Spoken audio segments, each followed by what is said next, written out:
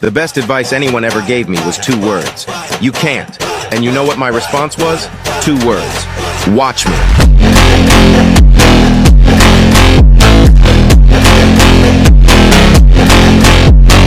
Hi, and welcome back. Hey Danielle, how you doing? Good, how are you? I'm doing great. Today we are going to be doing our 11th episode, and we're going to be talking about how to build discipline and not just motivation. It's a good topic. You hear a lot of people talk about motivation, a lot of people talk about discipline. I think a lot of times it gets confused, right? Yeah. You know, discipline for motivation or just misunderstood. I think the intention is good and that people know what they're talking about, but I think when we break down the two, we'll see that there are some definitely substantial differences. Yeah, and I know a lot of people also use those 2 words interchangeably, that motivation is discipline and discipline is motivation, and while motivation does help with discipline, they are not entirely the same thing. Right, not one and the same, but it's often been said that motivation gets you started, but it's actually discipline that keeps you going.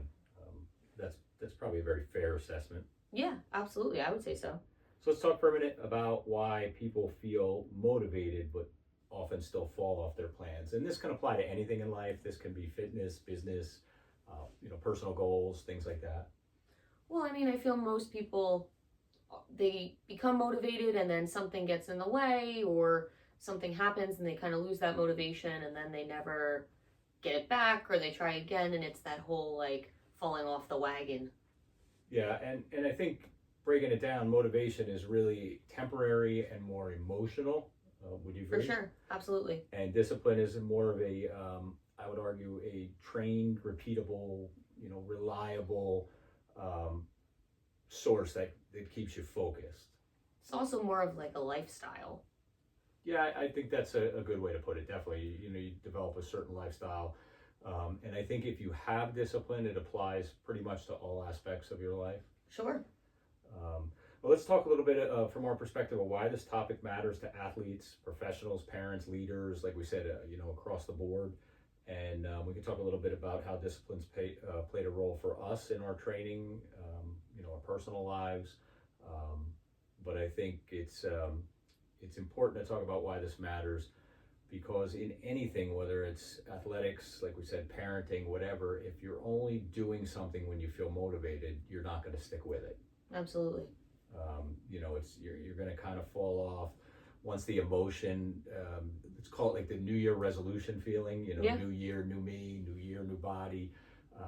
Once that starts to wear off, if you don't have that discipline to stay focused and stay on task and finish a project or a particular thing in your life, then you're most likely to fade once the emotion fades.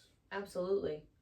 I mean, especially with athletes, you're putting the, money, the time, the effort into competing or, whatever your sport is. You want to make sure that you're doing the best you can and staying on track to, grow as an athlete. And sometimes that motivation isn't, always enough. And I know we've talked about it with getting up for the gym at 5 a.m. Some days you just don't feel 4 or 5, same difference. You don't feel motivated to get up out of bed, but if you don't and you're not disciplined, the next day is going to be even harder to get up. Yeah. You got to just keep on your schedule, keep your rest days pretty consistent when you can. Starts a pattern. It does.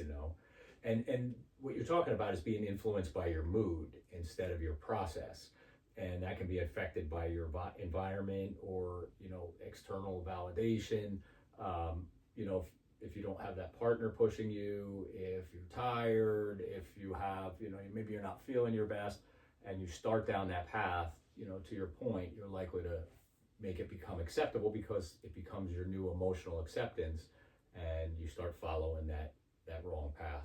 It comes and goes. It's inconsistent and circumstantial, definitely, as far as motivation. But let's jump in a little bit and talk about what discipline actually is. So it's, a system of behaviors that are developed by committing to a routine. It's doing that work regardless of how you feel. And I think this is kind of where, I know it's, in here to talk about later, but I think it's good we bring up now that, that 10 minutes is better than 0 minutes kind of mentality. Yeah. If you're going to the gym every day at 4 a.m. And you miss that one day, and you kind of get in that habit where the discipline would be, all right, I don't really want to go today. I don't feel too great, whatever the case may be, body sore. I'm just going to go and walk on the treadmill for 15 minutes, or I'm going to get up and walk on the treadmill at home, but I'm still getting up and staying in that routine and staying disciplined. And to touch on what you just said there, discipline is built through repetition and standards and committing to yourself, committing to holding yourself accountable to those standards. Like you said, that repetition, your routine, it's staying on task with that. And I had that example myself the other morning. One of the dogs woke me up in the middle of the night at 1:30 a.m. I probably went to bed around 10, had to go out. And then at 3:15, my clock goes off at 4 a.m. and I'm usually, out the door and in the gym before 4:30. But when that clock went off at 3:15 and she had to go out again, and I got back in the house at 3:30 and I'm looking at it and I'm like, do I go back to sleep, try to get a half hour sleep? Do I use the justification that I just had totally interrupted sleep all night as my excuse to make it a rest day, which, certainly I could have traded a rest day, but I wanted to stay committed to that discipline. I didn't want it to become, an acceptable practice to start doing that, because I know in life it's going to happen again. So, I held true to my standards and I committed to just getting out of bed a little early, getting a few extra things done before I got off and out to the gym that day. Yeah, and that's the whole discipline, and it's not just for the gym, but it could be for, your profession, it could be for family, any commitment. Yeah, it falls in line anywhere in there. Holding yourself accountable, whether it's nutrition. But anyway, I saw a quote and it fits in perfectly here, and I know you've probably heard or seen this before. Most people have, but they say you don't rise to the level of your motivation, you fall to the level of your discipline, and that's 100% true. Absolutely. And while we're talking about not rising to the level of your motivation, why does motivation fail people? Oh, there's a lot of reasons. We could go on and on, but I think the most common ones that you find is that I hear people all the time, it's waiting till you feel ready. These feelings are fleeting, they come and go. You're never really ready. It's almost like standing at the edge of a pool when you want to jump in the summertime. Yep. And the water might be a little cold and you're just waiting to be ready. But what are you waiting for? The water's not getting any warmer in the next 5 minutes, right? No, that's why you wait all summer. I do personally. The other trap is you're relying on inspiration instead of planning. People need that. Some people need that new year, new me mentality. Yep. They get maybe to a certain age where they realize, hey, my health and life could start changing at this age, so I'm going to try to dedicate myself to getting more fit or eating better. And again, they tie it to an emotion or a point in life as opposed to making it a daily structured routine for themselves and truly committing to it. Well, I feel like one of the, kind of best examples of that is I've seen, throughout the years from people is like, there's a big life event in someone's life, yep. Family members getting married, someone's getting married themselves. Perfect example. Whatever it may be. And, I need to fit into the wedding dress. I need to fit into this outfit. And they're motivated for 4 or 5 months, and well, the weddings are, they get there, they enjoy it, and then next thing you know, the next time you see them, you're like, you look completely different because that motivation's gone now. And that's a good example, because what tends to happen is you talk about the emotion of that, it changes. So you get to the wedding or you get to whatever that event is, you fit in that suit or you fit in that dress, and then what happens next? You go on the honeymoon, and what does everyone say? Well, I'm on my honeymoon, or I'm on my anniversary vacation, so I'm just going to use this week to enjoy myself and I'll get back on track. Where unfortunately that motivation, that emotional roller coaster of those times, changes how your outlook becomes, and you don't always get back on track, because when you get back, you're like, oh, I feel terrible, I'm having a hard time getting back, oh, it's no big deal. But if you stay disciplined throughout those challenging times, doesn't mean you can't come off of your nutrition plan or change your workout around a little bit to fit what's going on in your life at that point, but stay disciplined to your processes.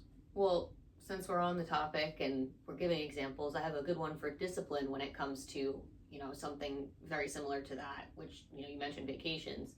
I've vacationed a few times now in Disney while on a prep or having a meal plan, and you know, it's hard down there. They have lots of food, lots of desserts, lots of good things that I'm always looking to try. But especially the last time I went, I mean, it is doable. I stayed disciplined. I picked some of the healthier options at the, you know, restaurants, and I said, okay, you know. Do we need to go back through your social media posts? I did pretty good. I Okay. said I was going to have some of the desserts because, again, as our good friend Rich Fitter of Fitter Tactical Strength says, you know, you got to do some things in moderation, make it fit in your numbers. And, you know, did I maybe not eat some more chicken so I could have the cheesecake?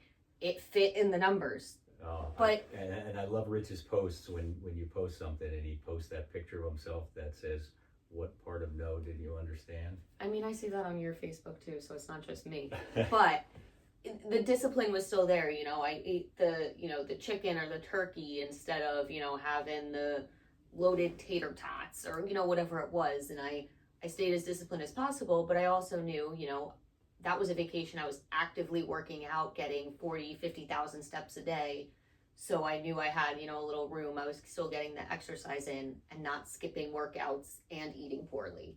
So I stayed disciplined, and I still, you know, made time to do some little workouts here and there. So it really is kind of a lifestyle choice. Yeah, absolutely. It's a commitment, and you know, like any other commitment, whether it's marriage, being a parent, whatever, you're committed to that for life. You're making that commitment to give it everything you have, and it should be the same thing with your fitness goals and your health. You know, you've really got to commit to it. So, you know, as we're transitioning here, let's talk about if motivation isn't the answer, as we know it's not. It's a help at times. Everyone wants to feel motivated. You know, certainly we all look for some levels of motivation, but let's talk about how discipline's actually built, and you know, kind of break that down a little, you know, starting small and maybe what some of the non-negotiables are. I mean, it's really as simple as being consistent. You know, that's what discipline is. Whether, like we said, it's, you know, 10 minutes or 20 minutes, it's better than 0 minutes. That, you know, all or nothing mentality that comes with motivation is not always the best, because if you don't show up that one day, you make that a habit and then you're off the track again. So showing up, doing 10 minutes of cardio, still waking up even if you're not working out on your rest day, and you just get up Right. and start your morning a little earlier, you know, just being consistent. You know, it's interesting because it's, as we said, keeping those simple promises to yourself. And I ran into that a little bit this morning. I had a tough schedule this morning. I hit the gym early. I got a little delayed because some of the exercises I wanted to commit to got drawn out because people were on the machines, a little bit in my way. So my timeline stretched out longer than I wanted it to, and I had some appointments. And I was starting to negotiate with myself when it came to abs. I was doing the, you know what, if I jump out of here now, go take care of what I have to take care of, and I get home this afternoon before the Super Bowl comes on, you know, I can jump in the home gym, knock out my ab workout. And right there and then, when I started negotiating with myself, I actually looked up into the mirror and I said, you know, that's not going to happen. By the time you get home, start taking care of the dogs, finish your errands, try to get ready, the game's going to be on, and I'll be justifying pushing it off till the next day. So, you know, I ran over to the ab room. I didn't quite get my numbers that I was looking to get on my sets, just because I was, you know, not feeling 100% in that exercise today, but I made sure I met it at least halfway. And I was like, you know what, I'm going to get every ab exercise done. And with the exception of one, which I hit half my numbers, everything else got completed. And then when I walked out, I felt good that I stayed committed to it. Well, and that's kind of, you know, leading into our next point of goals end and standards stay. You know, when you have the goal of fitting into the outfit and then that's over, it all ends. Yeah. But if it's a standard, I, you know, want to look this certain way, you know, all the time, or I want to, you know, be able to fit in these clothes all year long. You have a standard and you're meeting that standard every day. And, you know, it's interesting. You know, I was looking at one of the next points we want to touch on, which is, you know, this is just what I do. It becomes what you do. It's who you are, what you're about, being true to yourself and your word. You know, sometimes, you know, coworkers, friends, even in my off season, or, you know, what bodybuilders are referred to as their bulking season, you know, I try not to go too crazy. And sometimes there may be a, you know, birthday party or something else going on at work.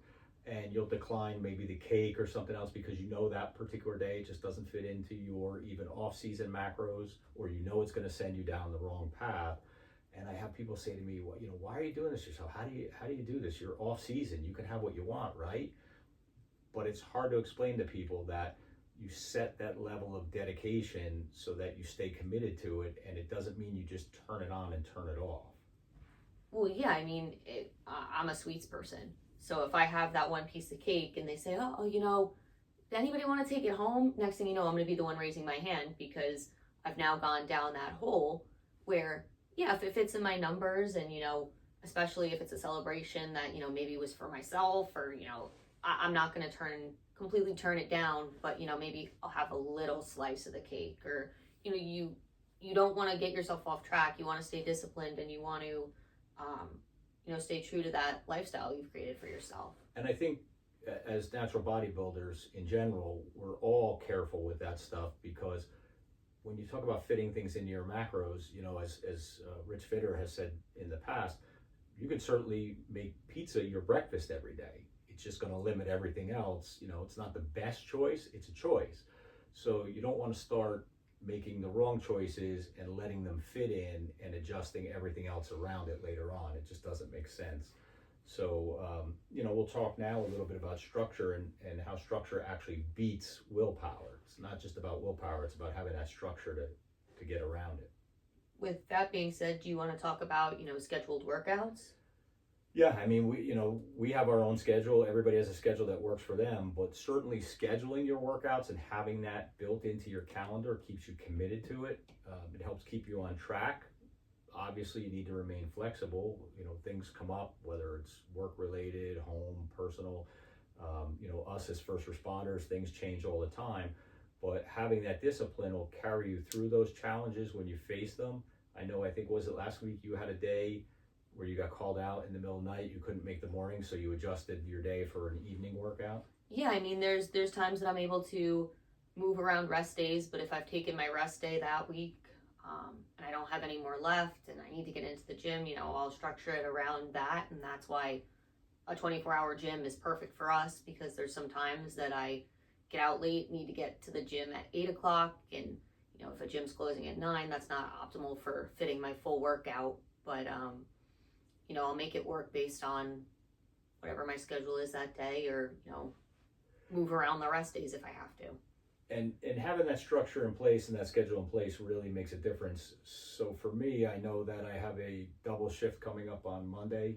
You know, working Monday, my normal day shift. I have a short few hour break in between, and then I'm covering a night shift.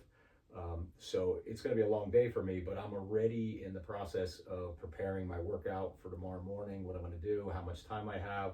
And then that's going to touch right into what I want to talk about next, where I actually made a note. You're kind of the subject matter expert on this, but meal prep. You know, I've already got stuff planned out for, you know, the whole day tomorrow to take with me, so that I know I'm covered for both shifts.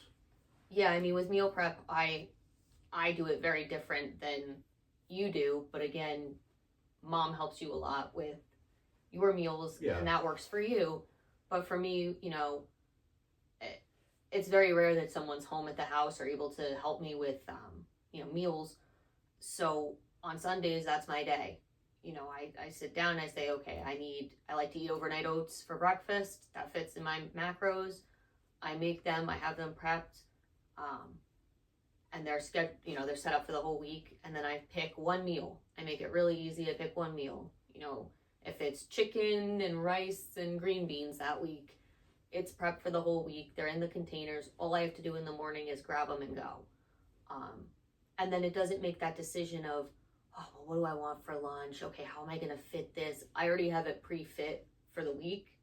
And for me, I eat the same things anyway, so I enjoy it. And, you know, I had been doing a little research on some stuff when we talked about this topic. And this next thing fits right into what you were saying there, as simple as a meal prep. Removing decision fatigue from your day. You know, if you can start your day with a workout, if at all possible, it eliminates decision fatigue. Same with if you can prep your meals ahead. for those that may not know, decision fatigue is a psychological phenomenon where the quality of a person's decisions slowly deteriorate after a long period of making choices. It occurs because every decision's simple decisions, from picking out your outfit in the morning to managing complex work projects or issues, requires a certain amount of mental energy and willpower that you don't even realize go into it. You just think you're making these decisions. So if you have to work out at the end of the day or plan a meal when you get home at the end of the day, and you've been making decisions all day, how many times have you heard, significant others, husbands, wives, families, anybody say, what do you want for dinner? I don't know. What do you want for dinner? It's like you just don't want to make that one more decision. In some cases, you're not even capable of it. So it's a matter of having that structure in place to eliminate those things and allow you to stay disciplined to your routine. Yeah, I mean, that's entirely why I plan out my whole week, every meal. I have a calendar that allows me to put in meals, so everybody knows what's for breakfast, lunch, and dinner, and that's what we're having, because that way I'm able to save myself time and money when grocery shopping. I'm able to have it all there, and then throughout the week there's no stress of I have to make it to the grocery store. Well, I don't want to go to the grocery store, I'm gonna have pizza, because then that gets you thrown off that. Right, you're just trying to fill in real quick, and it definitely throws you off for a whole week. Another consideration is your environment versus motivation. The environment is just greater and has a greater impact than your motivation, and the environment I'm talking about is just your general surroundings. Your physical surroundings are a much more reliable predictor of your behavior than your willpower or your internal drive. We talk about motivation being a temporary feeling, and it fluctuates based on your energy and your mood. So your environment is a constant force that can either drain your mental battery or preserve it. So what you're exposed to all day, what's around you, what your job entails, we say all the time as first responders, it's a lot of times, 23 hours and 45 minutes of sheer boredom interrupted by 15 minutes of sheer terror. Yep. It all depends on what your day brings, how stressful it is at the end, and what you have left in the tank. So, anything you can do to have a process or structure in place that eliminates the need to let outside influences in, just makes the determination and dedication that much more applicable. Absolutely. And something I feel like we talk about all the time to each other is, the path of least resistance, meaning that the brain is wired for efficiency and will naturally choose the easiest path. Sure. So if your environment makes a bad choice easy, like, candy on the counter or food at work or, order the pizza for dinner. Exactly. Then, you'll eventually make that choice once your motivation runs dry. And if you can avoid that, that's a game changer. So let's talk a little bit about consistency over intensity. Intensity is impressive, but consistency is transformative. And I think that's a great line. Absolutely. We talk with Rich all the time, and he talks about staying consistent, staying focused, and the results will come. I have a great example. That's why I'm laughing. That's all right. Go ahead. I was just looking at this point that we wrote down about, the kind of the firework approach, and, just as simple as something about being in the gym. There's always at the gym that one loud person that lifts the heaviest weight for like 2, maybe 3 reps, and they're screaming, and then you see, someone like myself doing maybe the same exercise with a lot less weight, but I'm hitting, 15 or 20 reps, and I'm really, utilizing my muscles, that time under tension that you're not getting, when you're watching the other person. And that's the difference between, I'm motivated today. I'm gonna get that 350-pound bench press, and then the person that's less weight consistent, you see a lot more muscle growth, a lot more development, because again, it's consistency versus, your motivation. I think we've even mentioned this before. I call it, instead of dumbbell curls, the dumbbell swings. Yes. It was killing me the other morning. I was doing concentration curls, and there was a person standing next to me, and they were clearly overlifting. And as I just watched their body from behind while I was doing my exercise with a very controlled, focused movement, time under tension, mind muscle connection. And I was watching everything from their calves all the way up through their hamstrings, their obliques, their glutes, everything, just to swing those dumbbells that were way too heavy. And you can see the exercise was just being done in such a haphazard way, but they really thought they were cranking out the reps. And I just kept doing my thing, and at the end, I could feel the burn in my bicep. I could feel from all the tension. It really is just about the power of small. I mean, I saw this great example that while intensity makes a good story, consistency makes progress. So think about brushing your teeth, right? This is a great example. Brushing your teeth for 2 minutes twice a day is a boring, consistent habit that saves your teeth, right? Protects your teeth. Yeah. But brushing them intensely for 5 hours once a year may be impressive, but totally useless. Yeah. Make sense? It really is, like the whole takeaway of all, 3 of these little examples is to not do something that's impressive that lead to burnout, but focus on the boring actions that you can repeat every single day without failing. And that's it. It's part of that structure and that discipline, because when you overdo it, a lot of times, A, you risk injury, but B, you also need more recovery time, which interrupts the consistency of your workouts. So if you're overlifting and having these heavy workouts because you're really motivated that day, but then your body doesn't have the gas for the next 2 days, you don't have a set structure. So just something to consider. We talk a little bit about discipline in different areas of life, be it fitness and health, business and career. Again, it's training even on those low energy days like I did last week. I had very little sleep. I knew it wasn't going to be great, but I went in and gave it everything I had, and it still turned out to be what I would consider a better than average workout. So, it's having that discipline to tell yourself I can do this and moving forward. We touched on all the eating for progress and not convenient, showing up and being prepared, and doing the boring repetitive work. I mean, there are some days you do go into the gym and it's, kind of the same thing over and over. And that's where people lose motivation because they feel like it's repetitive, but it's that consistent repetition that's going to get you where you need to be.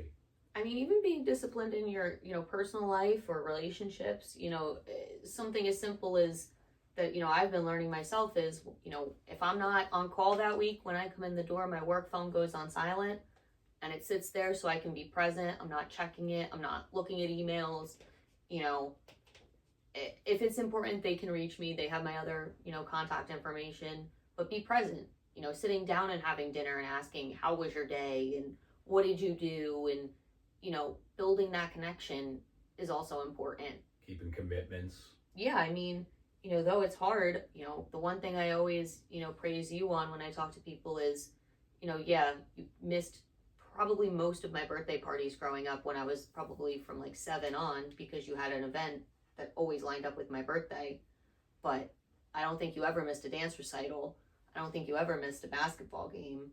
You showed up. And if you couldn't, you would, show up for me in another way. Yeah, and that's part of being committed and structured.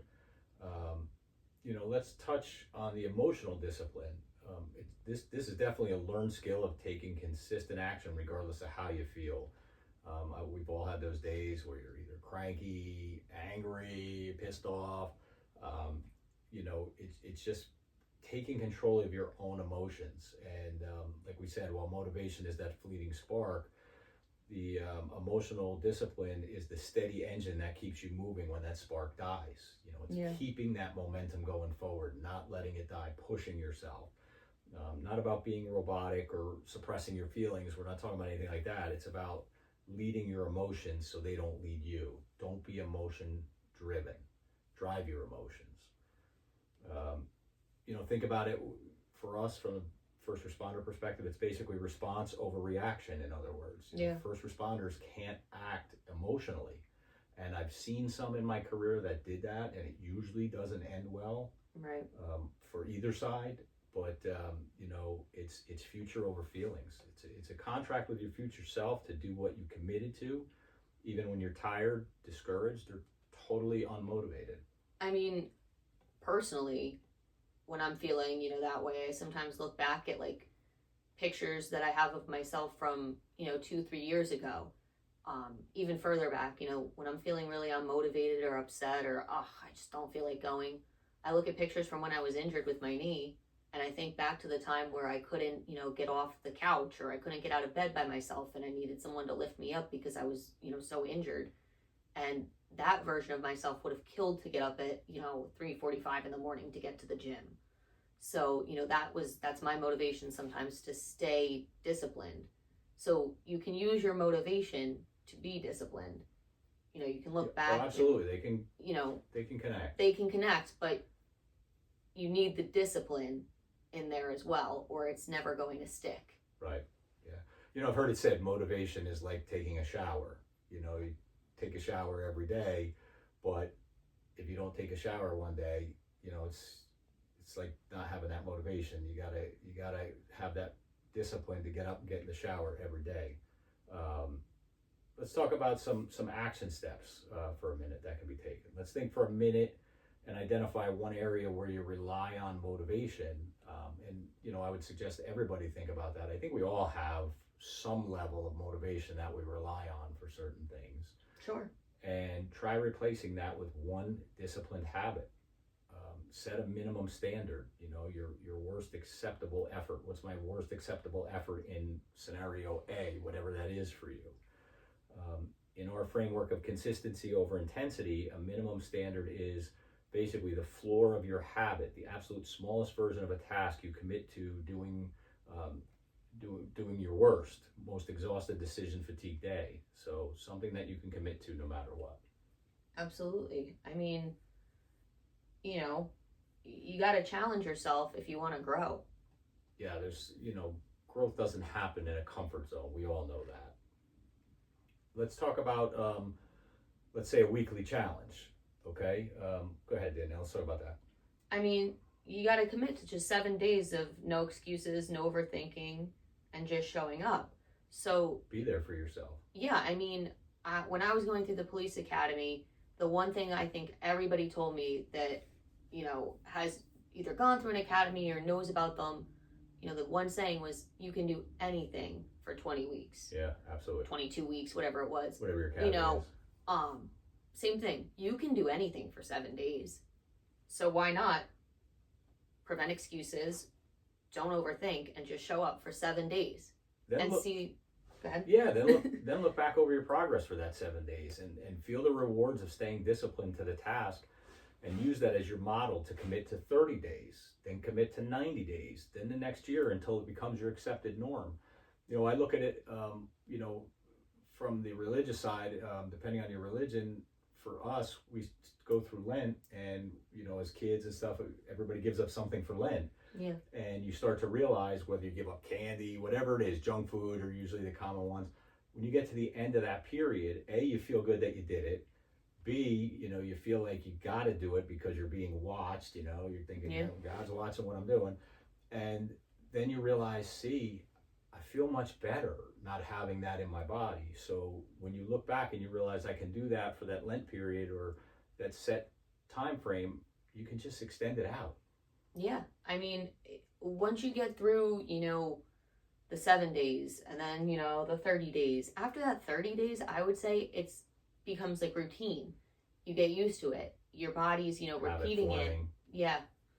So you're at that point keeping up with it because you're going to feel better. You're going to most likely look better depending on what goal you're setting, especially if it's fitness related. Sure. And you're going to notice a whole change in your body, even as far as like not getting sick as much because you're eating healthy, you're taking care of yourself.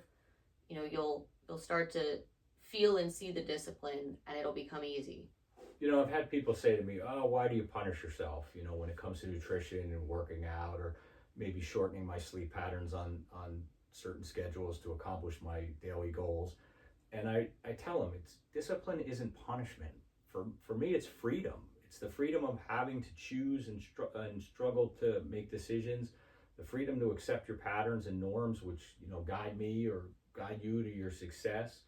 And it removes the need for any negotiation from my life and sets that daily course of action without the need for, planning, because it becomes part of who I am. It's, like we say, it's as simple as everybody gets up every day. Most people jump in the shower, brush their teeth, shave, whatever needs to be done, get dressed and get out the door. It's not likely you're getting up going, do I put on clothes to go to work today? Or do I put on deodorant? Or, it's just about doing the routine. Well, and especially in a, profession like ours, it makes life so much simpler because you're not having to decide what you're wearing to work. You have that picked out. You're wearing a uniform. You don't have to decide on what you're going to eat. It's already there. You don't have to decide on when you're going to work out. You have it planned. So when you have to make those decisions at work, your mind isn't already tired and fatigued from the 5 or 6 decisions that you would have had to make in the morning if you didn't prepare. Yep, absolutely. Absolutely. So remember, ultimately, discipline is choosing what you want most over what you want right now. And for a lot of people, that's hard to accept because that's the emotional side. It's the impulsiveness of what I want now, not what I want most, which sometimes, takes longer. But that commitment keeps you focused on your end goal. So Danielle, I'll let you, I know you have a few things you want to touch on here for the listeners. Yeah, I just wanted to reshare our different accounts and where you can find us if you want to ask us questions, if you want to tell us about, what podcasts you want to hear next, what kind of topics. And we'd love to have you discuss, motivation and discipline in your lives with us. So you can reach us at Facebook at Team Crosson LLC, Believing is Achieving, Why Not You? On YouTube, we are Team Crosson Podcast. On Instagram, we are Team Crosson Podcast. And if you're listening to us on Apple or Spotify, you already know where to find us, but you can always look up Believing is Achieving, Why Not You? And we pop right up.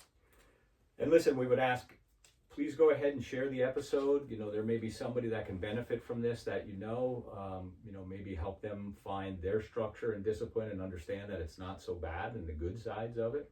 And if you share our stuff or you share something that you feel we would love to see, tag us. Absolutely. Tag us and comment on what habit you're committing to this week on one of our social media posts. We'd love to share your journey as well. Absolutely. And let's keep each other accountable because, as they say, teamwork makes the dream work. Absolutely. Thank you for listening, and we'll see you next time. And as we always say, if we can do it, why not you? Thank you. Thanks.